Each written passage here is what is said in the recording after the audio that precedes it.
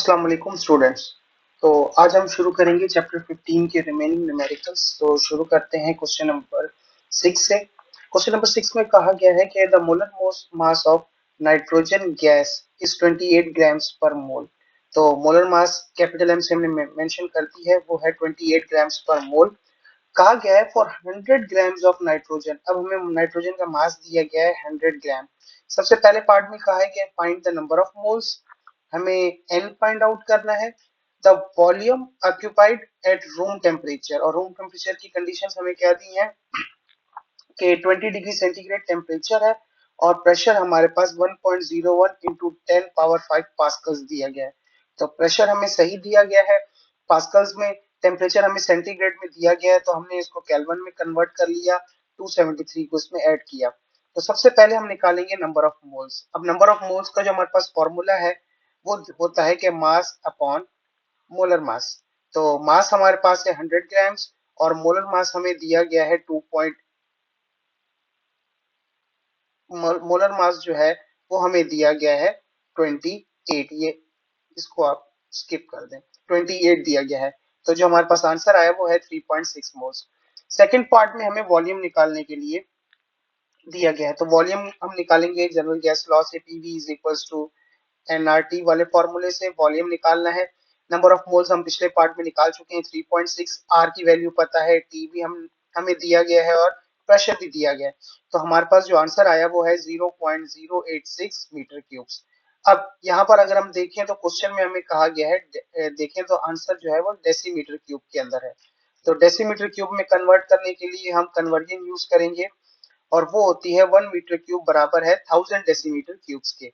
तो इसको हमने किस तरीके से कन्वर्ट किया है, 0.086 मीटर क्यूब की जगह हमने लिख दिया है 1000 डेसीमीटर क्यूब। अब 1000 को जब 0.086 से मल्टीप्लाई किया तो ये बन जाता है 86 डेसीमीटर क्यूब। अब नेक्स्ट है क्वेश्चन नंबर 7, और क्वेश्चन नंबर 7 में कहा गया है a sample of gas contains 3 into 10 to the power 24 atoms. तो नंबर ऑफ एटम्स जिसको हमने कैपिटल एन से मेंशन किया है वो हमें दिए गए हैं 3 into 10 power 24। Calculate the volume of the gas, हमें V को फाइंड आउट करना है। टेम्परेचर हमें दिया गया है 300 केल्विन और प्रेशर दिया गया है 120 किलो पास्कल्स। अब टेम्परेचर भी कन्वर्टेड है और प्रेशर भी कन्वर्टेड है, तो हमें एक्स्ट्रा मेहनत करने की जरूरत नहीं पड़ेगी। फॉर्मूला है PV is equal to NRT. पर हमें ये चीज पता है कि ये जो एन होता है ये तो हमें मोल्स बताता है, लेकिन यहाँ पर तो हमें मोल्स दिए नहीं गए बल्कि नंबर ऑफ एटम्स हैं। तो उसके लिए हम ये एवोगैड्रो फॉर्मूला को यूज करेंगे। एवोगैड्रो फॉर्मूला क्या होता है, number of atoms divided by number of moles. तो नंबर ऑफ मोल्स को जब हम यहाँ से रीअरेंज करेंगे तो ये हमारे पास आ जाएगा n डिवाइडेड बाय n ए के। तो वही हमने यहाँ पर इसको पुट कर लिया है। n हमें दिए गए हैं 3 into 10 power 24 atoms. Avogadro number पता है 6.023 into 10 पावर 23 के बराबर होता है। r की वैल्यू हमें 8.314 है, टेम्परेचर गिवन है, और साथ ही साथ यहाँ पर प्रेशर की वैल्यू भी हमें गिवन है जो हमने यहाँ पर रख दी है। ओवरऑल जब हम आंसर निकालेंगे तो यहाँ पर हमारा जो आंसर आएगा वो आएगा, यहाँ पे पॉइंट मिस है, तो आंसर आएगा 0.1039 मीटर क्यूब, और इसको अगर हम राउंड ऑफ करें तो ये आ जाएगा 0.104। अगर मैं दोबारा से लिख भी देता हूँ 0.104 मीटर क्यूब। तो ये क्वेश्चन भी हमारा हल हो चुका है।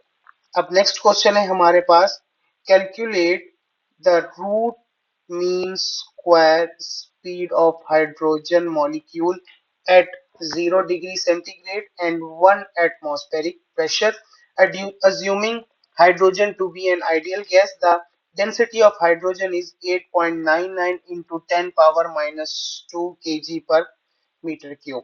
तो टेम्परेचर को सबसे पहले हमने कन्वर्ट कर लिया 273 से ऐड करके, तो केल्विन में आ गया। प्रेशर 180 था, उसको कन्वर्ट किया तो 1.01 इंटू 10 पावर 5 पास्कल्स डेंसिटी उन्होंने हमें दी है। तो रूट मीन स्क्वायर स्पीड जो होती है वो हमारे पास होती है under root 3p divided by density. तो इन सब की वैल्यूज को पुट किया और आंसर निकाला, तो ये हमारे पास आ गया 1835.8 मीटर स्क्वायर। बिल्कुल सिंपल है, कैलकुलेशंस हैं, कोई इतना मुश्किल सवाल नहीं है। अगर ना समझ आए तो आप कमेंट में क्वेश्चन पूछ सकते हैं। नेक्स्ट क्वेश्चन है हमारे पास, calculate the root mean square speed of hydrogen molecule at 500 kelvin. Mass of proton यहाँ पर हमें दिया गया है। अब यहाँ पर मास ऑफ प्रोटॉन क्यों दिया गया है, इसको जब हम क्वेश्चन सॉल्व करेंगे तो वहां पर हम देखेंगे, और के की वैल्यू भी हमें दी गई है। तो अगर हम फॉर्मूले को देखें तो रूट मीन स्क्वायर के हमारे पास दो फॉर्मूले थे। अगर आप अपना लास्ट लेक्चर रिवाइज करेंगे, एक तो इन टर्म्स ऑफ डेंसिटी था और एक इन टर्म्स ऑफ टेम्परेचर था। यहाँ पर जो हम यूज करेंगे इन टर्म्स ऑफ टेम्परेचर वाला फॉर्मूला यूज करेंगे, क्योंकि हमें टेम्परेचर गिवन है। तो वो फॉर्मूला होता है 3kT divided by m। 3k की वैल्यू हमें पता है, टेम्परेचर दिया हुआ है। अब मास अगर आप देखें तो यहाँ पर हमारे पास हाइड्रोजन का मॉलिक्यूल है, मतलब दो हाइड्रोजन एटम्स हैं, और हर हाइड्रोजन एटम में एक प्रोटॉन होता है। तो लिहाजा यहाँ पर जो हम मास पुट करेंगे वो प्रोटॉन का मास पुट करेंगे, जो है 1.67 इंटू 10 पावर माइनस 27। लेकिन यहाँ पर मैंने एक 2 का फैक्टर एक्स्ट्रा भी लिखा है। वो किसने लिखा है, क्योंकि यहाँ पर हम हाइड्रोजन मॉलिक्यूल की बात कर रहे हैं।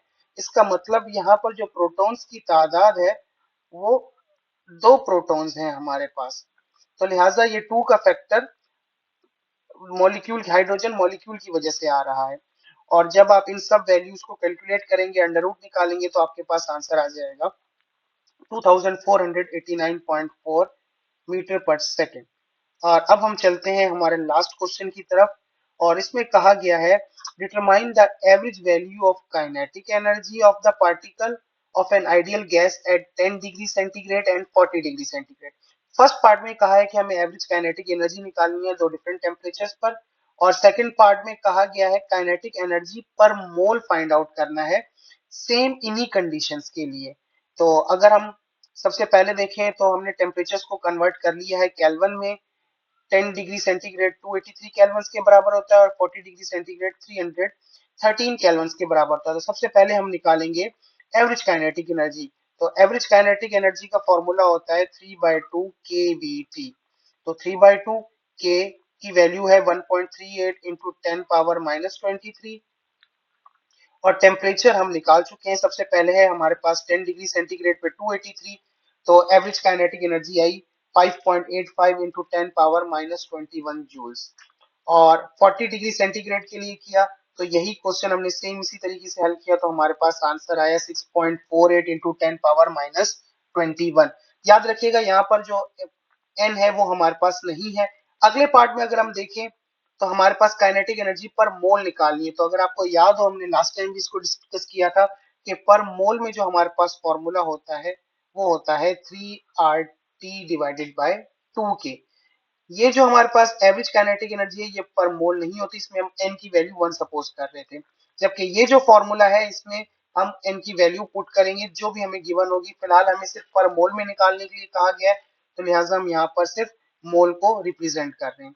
तो बाकी सारा तरीके का सेम रहेगा। r की वैल्यू t की वैल्यू हम निकाल चुके हैं, r की वैल्यू 8.314 है, पुट करेंगे तो ये दोनों जो आंसर्स हैं हमारे पास इजीली यहाँ से हम निकाल सकते हैं। उम्मीद है कि आपको ये क्वेश्चन समझ आ गए होंगे।